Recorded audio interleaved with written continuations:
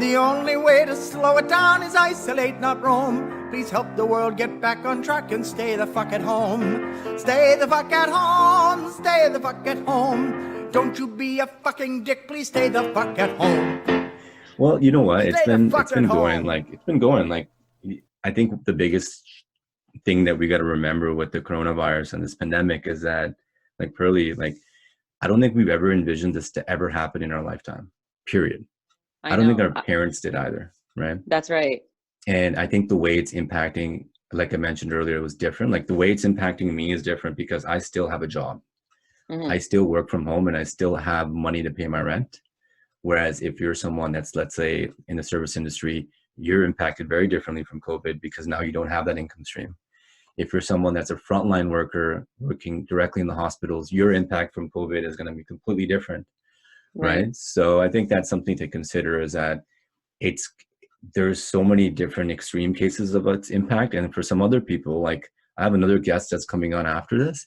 He's been in quarantine since like 2018 because he's an artist, right? So all he does is he's in the studio. Oh my God. I thought like he's been sick since 2018. So for him, it's no different, it's right? It's a lifestyle, right? It's a lifestyle. And like for introverts, I think that's a big thing. They're like, hey, it's not a big difference for us, right? But I think for a lot of people that rely on that external stimulus in the sense of socializing, having, living outside, socializing outside, working outside, and then just coming home to kind of relax. Now your home has become everything, right? Yeah, I feel like society is so fast paced now that this is weird for some people outside of like, the shitty situation, the pandemic, like that's not cool at all. But it's crazy that a lot of us, and I'll say us because my husband is freaking out, like not worried about this. Like he's understanding the situation, what we have to do, but he can't sit still. He's like, I can't believe I can't just go to like the store. And actually my daughter and I have been okay with it. Today was the first time where like we pulled up to the store and my husband went inside, or it was yesterday. And she's like, "What? Like, I can't go in. It's enough. It's been so many times now. You guys have told me that I can't go in." Yeah. So like everyone's adjusting differently. And just like you said, like I have some family members who are still working. Yeah. And then there's some who can't work, but then they're on EI. So it's also hard for them, even though they do get to be home and like their income is cut in half. Like it's crazy for everyone, right? How old is your daughter, if you don't mind me asking? She's 3. Okay. So she's a toddler. Think of it like this too. Like we're looking at it from an adult perspective. Now imagine how the children are taking this in. Growing up as kids in the 90s or 80s, we washed our hands, but still like, kids pre-COVID would pick dirt up from the ground, or there wasn't that consciousness of staying germ-free or being a germaphobe. Yeah. Whereas now I think these kids are like, wow, fuck, school's shut down. Like this is serious, right? You better wash your hands, right? So that perception, I think, like, what do you think? Like, what's your daughter's opinion on all this? Or view, at least. Yeah, like how she's reacting to it. Honestly, it's crazy because I feel like now too, everything's just faster paced, even in school. So I see, I'm a parent, so I have a lot of like mom and dad friends, and I see them really stressing about not being able to offer their kids the same thing. Yeah. And I think when this first happened, they're like, okay, 30 days. Oh my God, what are we going to do for 30 days? Whereas some of us kind of had the idea that it would go on for longer than that. But at the same time, the 30 days was a silver lining for parents, Yeah. Like, okay, we can carry this over. Kids will be back in school or day programs, whatever it is, and the educators will take back over. Yeah. But when it's all extended, they're like, well, fuck, we have all these like printouts and these great resources online, but it's too much. And then my neighbor across the street has kids in elementary school, and she's like, I'm working at a pharmacy. I can't help them with their schoolwork all day. So they're falling behind now. Okay. So there's so many different dynamics. And Reina, she's like, she loves hanging out with me and my husband. His name is Nico. Yeah. She loves being around us. So when we first told her, and she's like super smart for her age and like very aware. So when we first like told her, so you're not going back to daycare. She was there part-time, but it's still a big change for her because she got to hang out with her homies and stuff, and she loves her daycare. And we're like, because there are some people who are really sick and there's a virus going on, and we just need to stay home as much as we can, wash our hands, and go for a lot of walks. Which was kind of like the norm for us in the summer, aside from like she's already asking like, can we go to the beach? And I'm like, no, we cannot. For one, it's too cold. Secondly, no.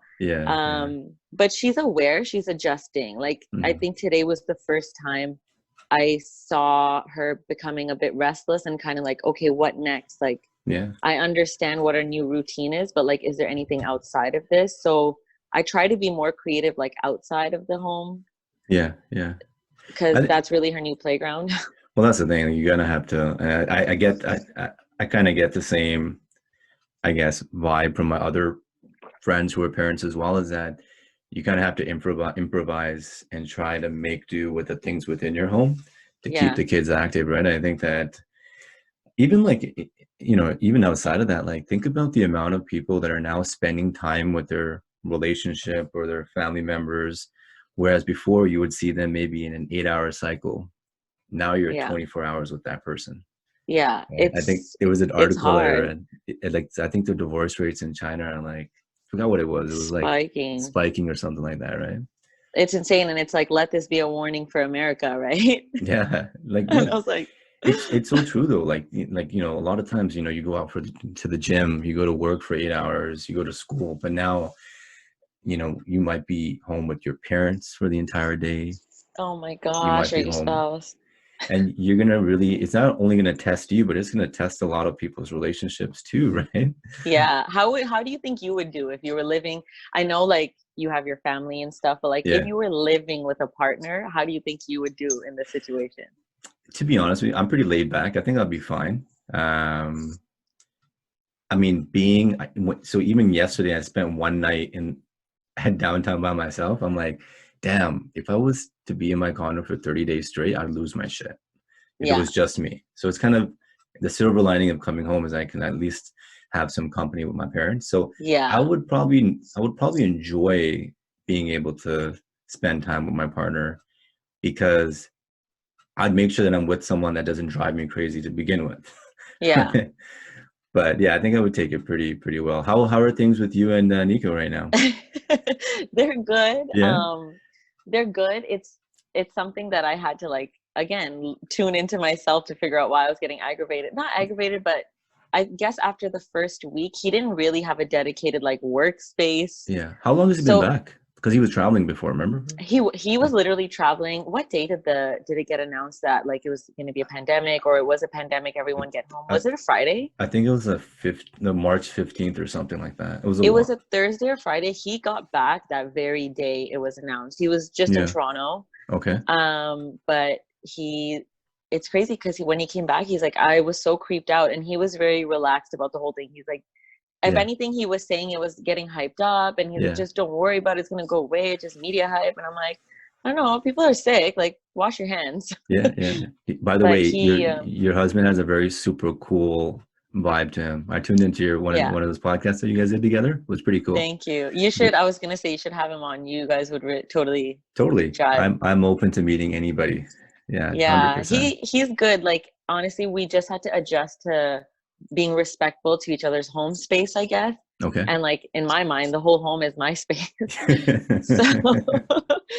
But you know, my expectations were realistic. I was like, do you? I know it's your space, but just keep it a little tidy, so I'm not like, oh my god, he has this work stuff everywhere. And then my compromise was, one of my friends, Joanne, she actually has this, like, we live in a community called Almer, and she has this Almer community page, and they started a COVID kindness page where the community kind of just helps each other out, which I think is really sweet. Yeah. And I just asked, like, does anybody have a desk we could borrow or like we could buy that's inexpensive? And some guy just was like, you can borrow this, the entire thing. We just keep my kids' toys on it, and it's the perfect desk. So we keep it in my daughter's room in the daytime. So I made my compromise and I found him a desk. I mean, that's just a reminder that I think that through this crisis that we're in, however long it's going to last, it's really important for us to be nice to each other. Yeah. Right. I think it's kind of. Are you telling me to be nice to Nico? No, but just in general as well. I think that, you know, I came across this project called the Good Neighbor Project, which is in Toronto. They pretty much, they help out, you know, the most vulnerable people in our society or communities, like the elderly, you know, people with disabilities, in terms of getting their day-to-day errands done, essentials like groceries and whatnot. So But yeah, there's all these like different initiatives popping up throughout the city. It's People helping true. each other out. I think it's important to do that. As much as we're in social isolation and, you know, practicing social distancing, it's more important than ever to kind of stay united and support each other, Totally. right? Have you felt like the community really like coming together in your hood? Yeah, I think so. I think that there's a lot more, I think, compassion with each other. I Mm-hmm. think there's also a reality check because I had this thought last night. I'm like, it doesn't matter how much money you make, what car you drive, you know, what swag you're gonna stunt on and whatnot, right? At the end of the day, when you're in a lockdown like the situation we're in today, none of that matters, right? Mm-hmm. The most important thing that matters to you is your health and well-being, physically and mentally, and also being surrounded by the people that matter the most to you, It's so right? And true. then we jump on Instagram and we see, you know, Tory Lanez with quarantine radio and all this other stuff happening. They're literally in the confines of their own four walls. So are Yeah. we. And Yeah. so when a day like this comes, And it's I know, although they have a pool and a gym and all yeah. that. Yeah, like I think I was cracking this joke about with Drake having like his mansion. Probably take like 4 days to go through it, right? But for Yeah, him, he's at the end of the day, the behavioral aspect is that he still gets bored. Doesn't matter how big your house is, right? it's true. And if anything, like people who really depend their success and just, you know, their happiness and stuff on external things like work, meetings, dates with their friends or whatever it is, Mm-hmm. and just people who even just genuinely enjoy that, Yeah. they're freaking out. It doesn't matter if your house is big or small. Like people are really struggling. And I feel like around this weekend it hit a lot of people, like we were Yeah. talking about. Yeah. And it's natural. Like there was another announcement that I think schools are canceled. Is I that what think it I, is? I think Like what the they're rest of doing. the year is just No, I written think off? they're extending it now to May, possibly. But Okay, I'm pretty for sure some it's going to be reason canceled, though. yeah, for some reason I maybe I got inside information, Yeah. but I'm pretty sure like I read somewhere that this is gonna go on till July 4th. It's I don't know crazy. why 4th, but I mean, I mean, that's probably the best case scenario as well, right? can we have a moment to appreciate like first world things that we miss? I know. What First of all, are some, you list some. What do you do? What do you do in a day, Sunny, that you're missing? I miss going to gym, to be honest with you. There's Yeah. only so many. I mean, the good thing about working out at home is that you don't have to worry about the next person. You don't have to worry about the bench opening up, Yeah. right? Or Yeah. like an equipment being free. You literally it's available to you right there and then. So that's Yeah. probably the first thing that comes to mind. I miss boxing. I miss hitting the bag. Yeah. That's dope. I mean, I ordered Uber Eats yesterday when I was downtown, but now it's like, you know, I'm becoming a little skeptical about ordering as well. Yeah. You know what I mean? I feel like now that it's happened in waves, we're all starting to just revert and be like, fuck it. Yeah. Nothing at all. Just pure survival mode. No Uber Eats, no None of that. Starbucks. Yeah, I know. I was just super lazy. I got high yesterday and then I got super lazy and I'm like, should I cook or should I just order food? Then I just ended up ordering food. What do you like smoking? Have you re-upped on a supply for the quarantine So or? one of the main reasons why I went downtown yesterday was because of the Okay. dispensaries locking down. Oh yeah, that's true. Yeah. So I luckily all the well-known ones were busy, but there's a new one that opened on Gerrard Street. I went there, re-upped on a bunch of stuff. Frankly speaking, OCS is still available, so Yeah. you can still order on there. But Yeah. yeah. So I wanted to get that. That was my main errand yesterday to get done. Yeah. So I did that. But going back to your question, what's the one thing that you miss when it comes to pre-COVID things?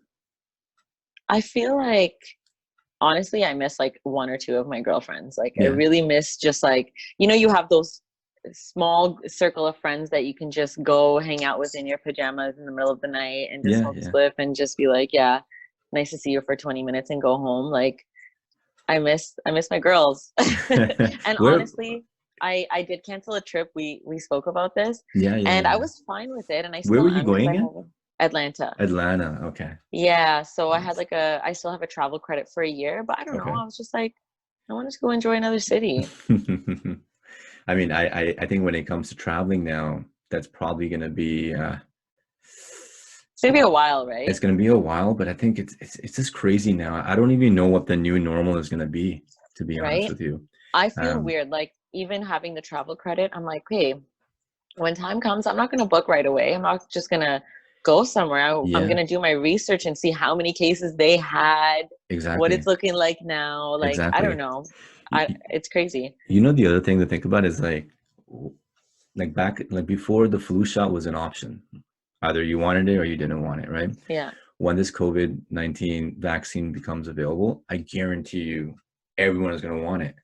Yeah. So whatever pharmaceutical company comes up with that vaccination, it's not just a race for a cure, it's also a race for money. Yeah. Because they definitely know that everyone's going to want the vaccination. But for that to happen, it's going to take at least minimum 18 months, I think. Yeah.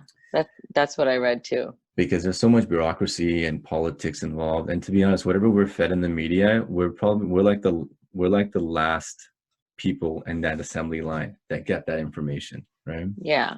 Okay, this is a silly question, but do you seriously see this turning like batshit crazy and people going nuts? And it, I know this is like sounding really Hollywood, but people are buying guns like crazy. People are almost waiting for shit to hit the fan.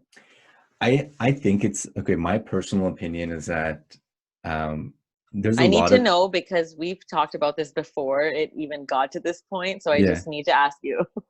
I mean, there's a lot of opinions out there. There's all these conspiracy theories coming out as well that have been circulating this weekend. I think what's going to happen is if there's going to be a lot of civil unrest, if the city is completely shut down, like New York, for example, for a very prolonged period of time, because you can lock down for maybe a couple of weeks, but when you start hitting your second month and your third month, and there's people that like, I think, so there's a bar downtown at Front and Church called, it's in the Flatiron building, and it's got broken into already twice. Oh my God. I was on Block TO this morning, and they're saying that there's a lot more break-ins now because all of these businesses and restaurants are shut down. Shit. So that's crazy. People are breaking in and looting booze. They're stealing booze. I don't know how busy it is so you're in Toronto right now? I'm in Toronto, correct. Yeah. So I know it's really busy downtown Toronto, but do you still see a lot of people walking and running? Because my neighborhood is more, I guess, suburban, you would say. It's like suburbia style. And people are everywhere. It's almost to the point where we're out there and I'm like, I can't even walk anymore.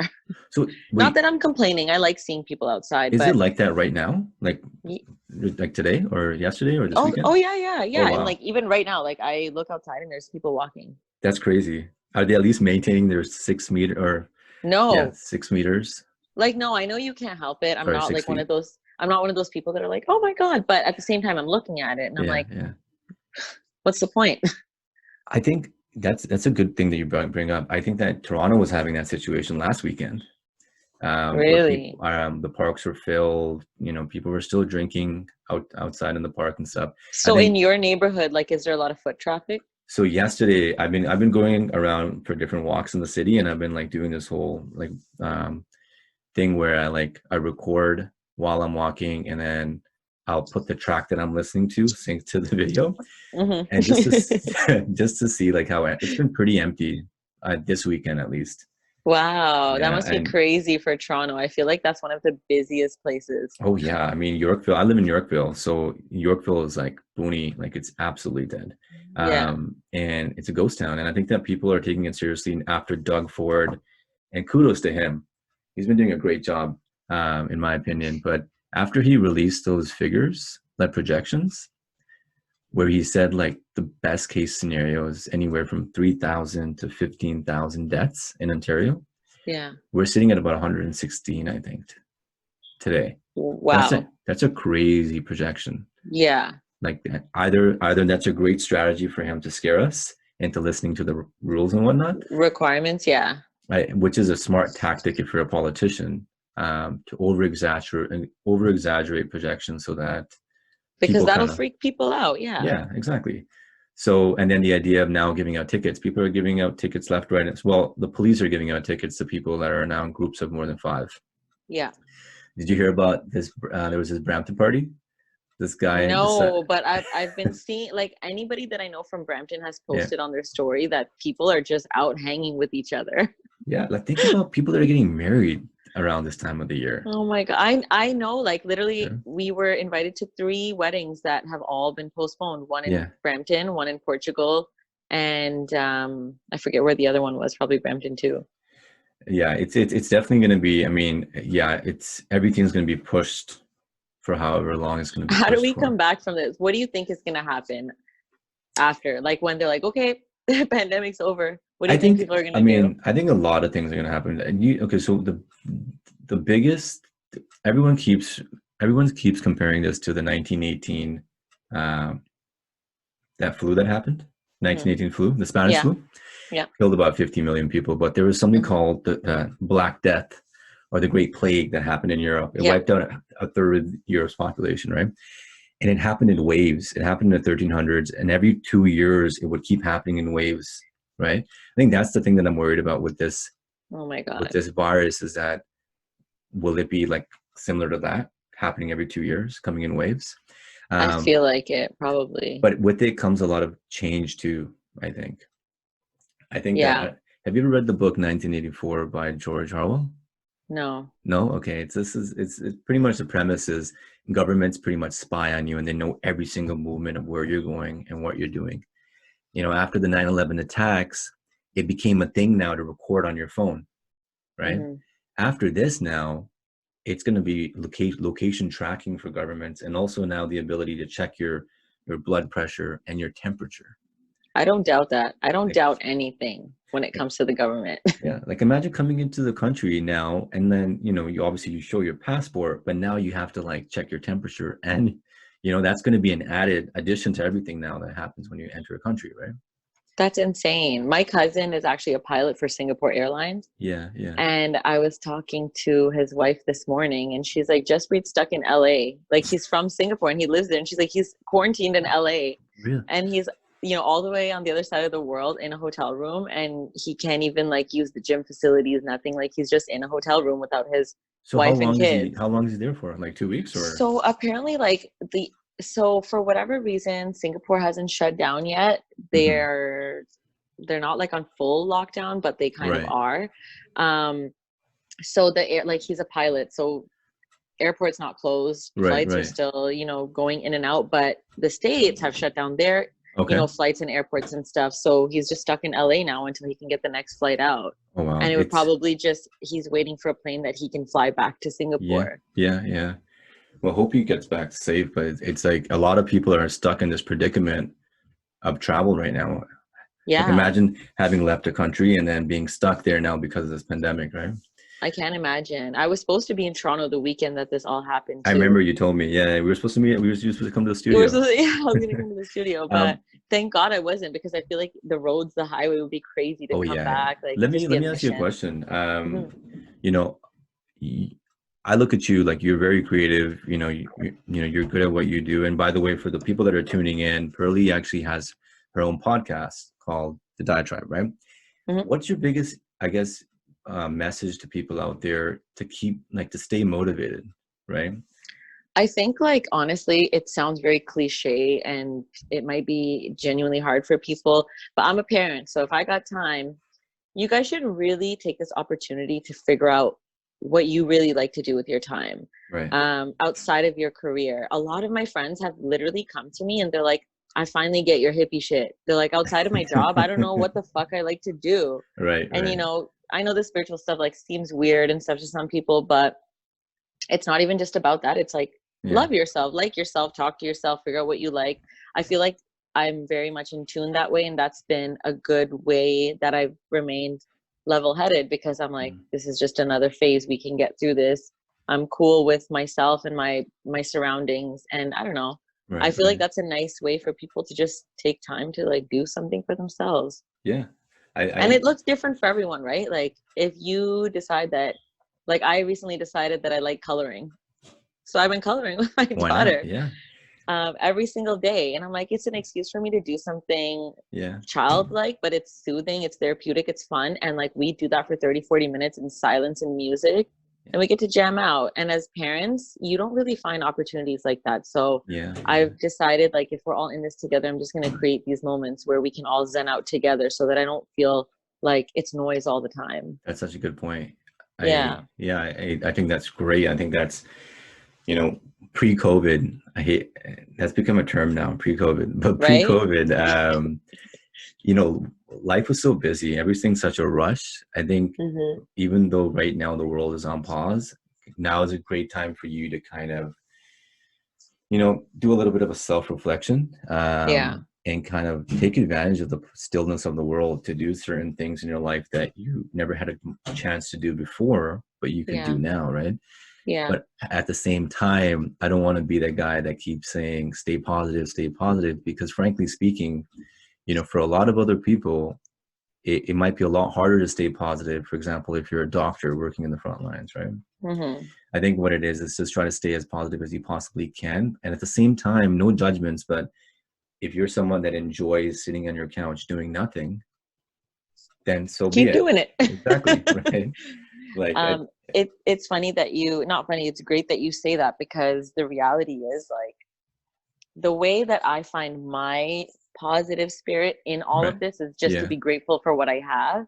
It doesn't mean that I'm drowning out what's happening. Like, I'm very aware of the situation. I've mourned not being able to, you know, I've even come to terms with, we may not be able to go to the beach until end of summer, who knows, you know? Right. So I had to, like, realistically come to terms with a lot of things, and I still have moments every day. Like, even today I told my husband, like, I can't with our daughter anymore, and she's been great up until today, but once I told him that, I'm like, I just need a second. I went to the room, and I'm that, like, mom that really does take a moment if I have an opportunity to.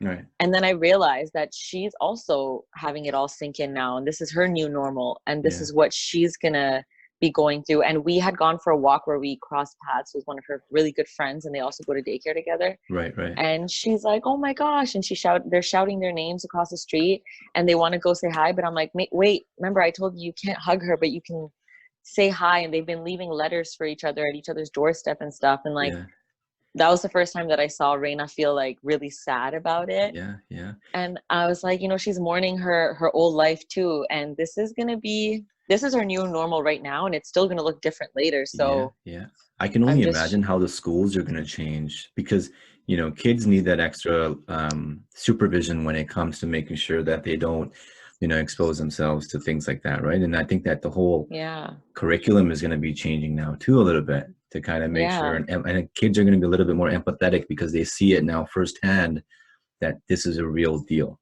right? Totally. And to be honest, like, now that I'm a parent, I see it. A lot of the kids at Reina's daycare, like, they're sick. Like, you know, parents can't take time off. They're there with runny noses 24/7. There's always a kid with a runny nose and a nasty cough. Right. And the guideline is, if they have a fever, you can't send them for 48 hours of that fever occurring.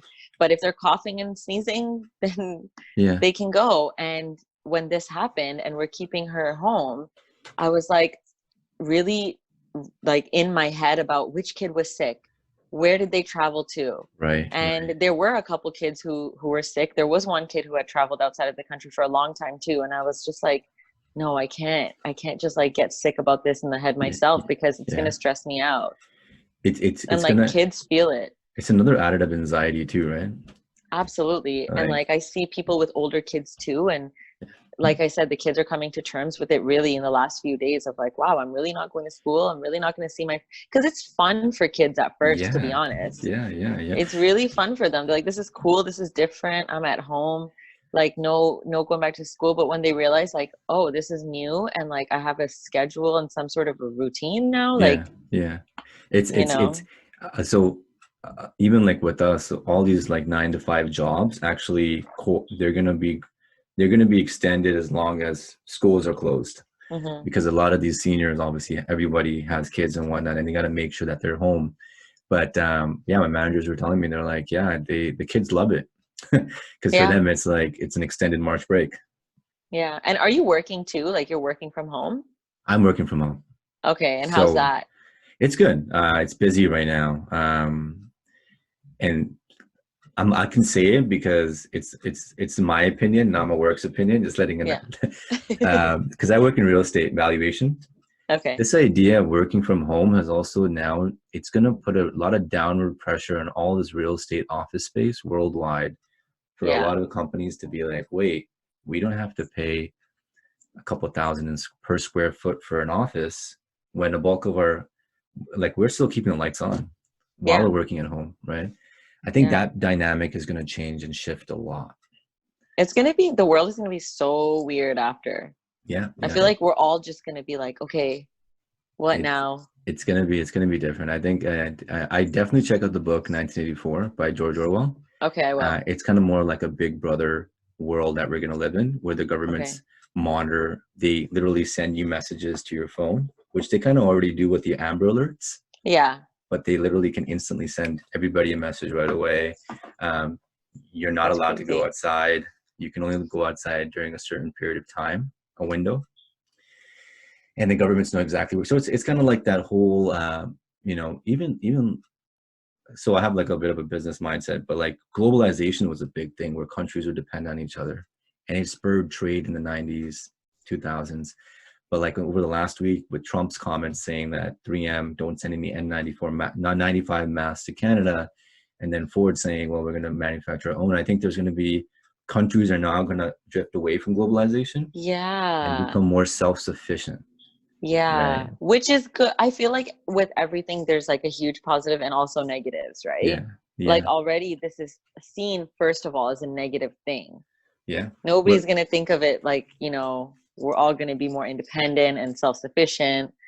Yeah, it's crazy. I mean, it's going to rewrite all the stuff that we learned as kids in school. It's so, now that you say that, it's crazy. The world is just going to be so different. Yeah. I feel like everyone is going to be different. Where there's funny like memes about it where like, people are sitting somewhere and they see the number 20 and they get flashbacks. Yeah. But it's really a thing. Think about this. When we're grandparents, we're going to be telling our grandkids, there was a time when you could hang out with more than 5 people. They'd be like, wait, Grandpa, you can hang out with more than 5 people? Like, like, what's a party? I used to go to raves shoulder to shoulder and it was packed. And it's like, no way. I mean, that's the thing. We don't know what the reality of the future is going to be. We don't. It's wild. Now that you say that, I'm like, fuck. I was walking by Shoppers Drug Mart yesterday and there was a lineup outside Shoppers with a security guard. And I'm like, damn, this is like, it's like a parody of going to a club. There's a lineup now outside Shoppers.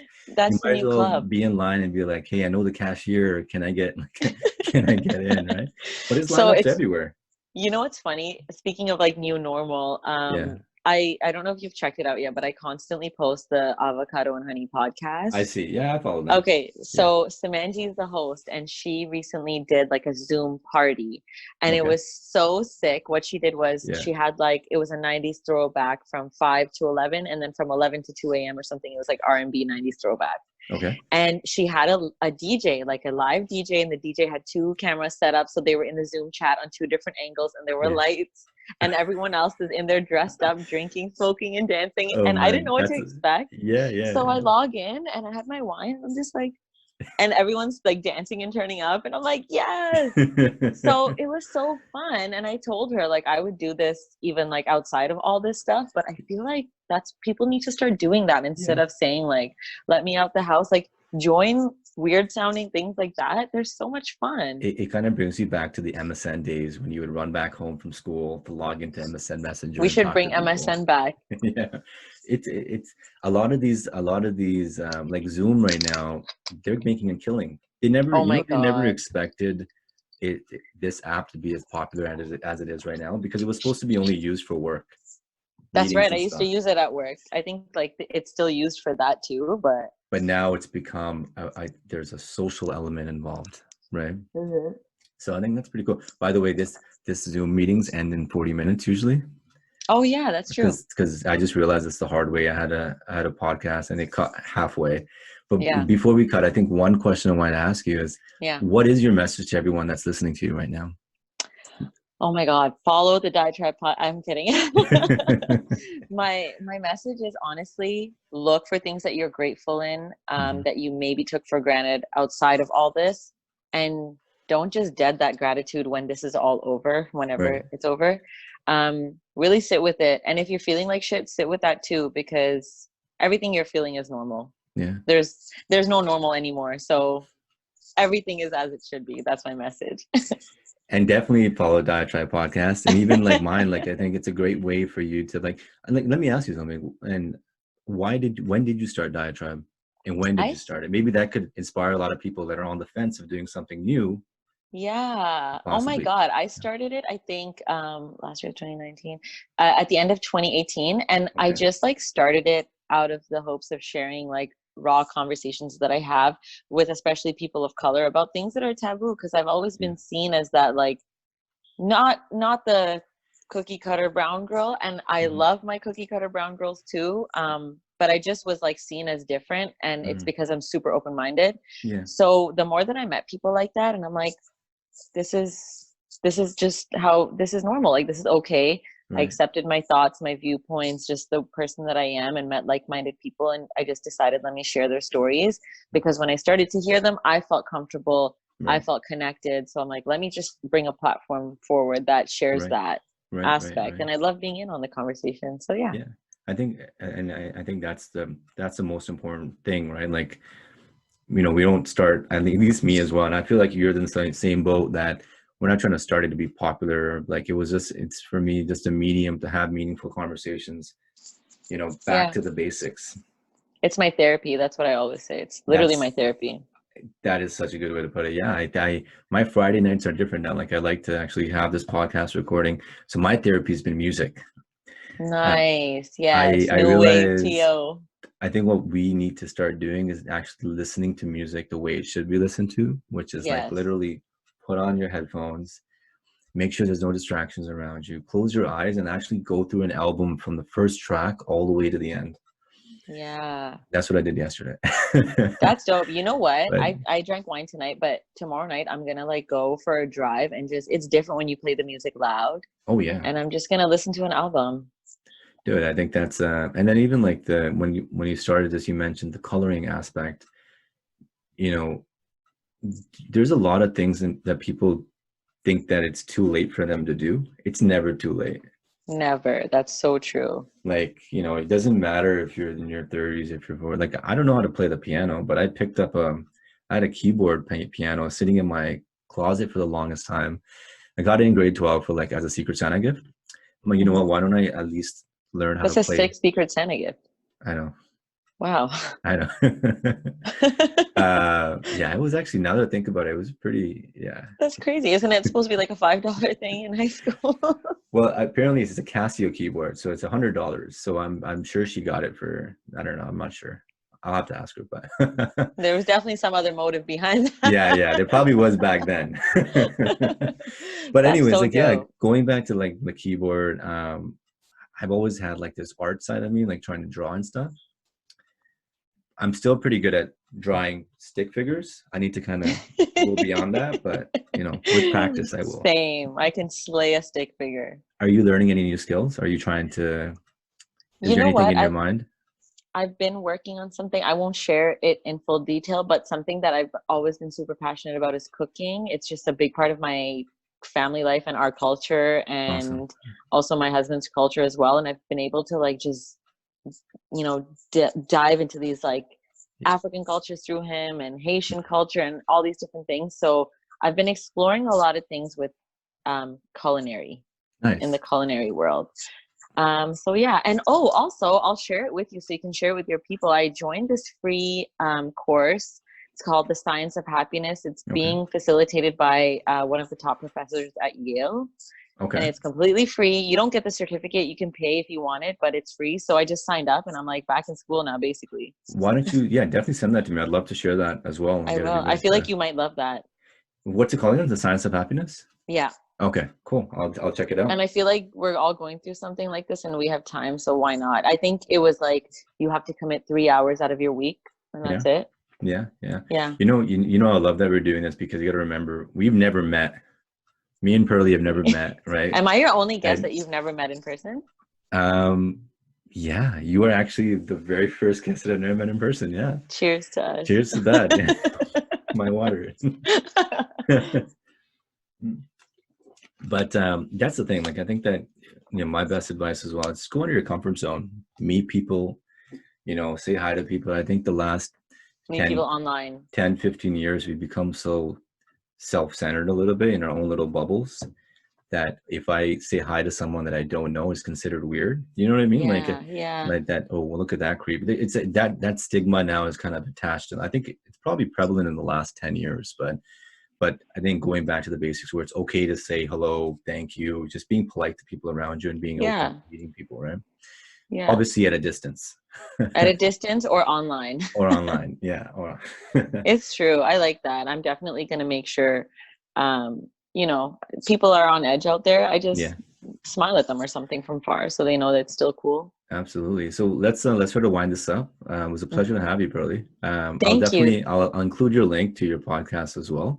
Thank you so much. People can tune in. But we'll definitely reconvene and, post-COVID as well.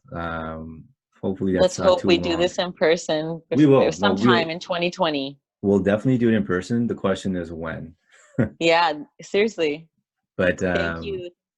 Thanks for tuning in to this podcast, and we really hope you enjoyed it. Make sure to follow both the Diatribe Podcast and It's Always Sunny in the Six. Now here's another public service announcement from the legend himself, Samuel L. Jackson, reminding us to stay the fuck home.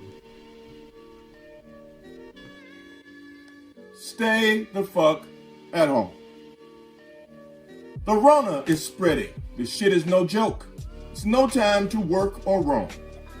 The way you can fight it is simple, my friends. Just stay the fuck at home. Now, technically, I'm not a doctor, but motherfuckers listen when I read a poem. So here I am, Sam fucking Jackson, imploring you, keep your ass at home. If you want things to get back to normal, don't panic. Just use your dome.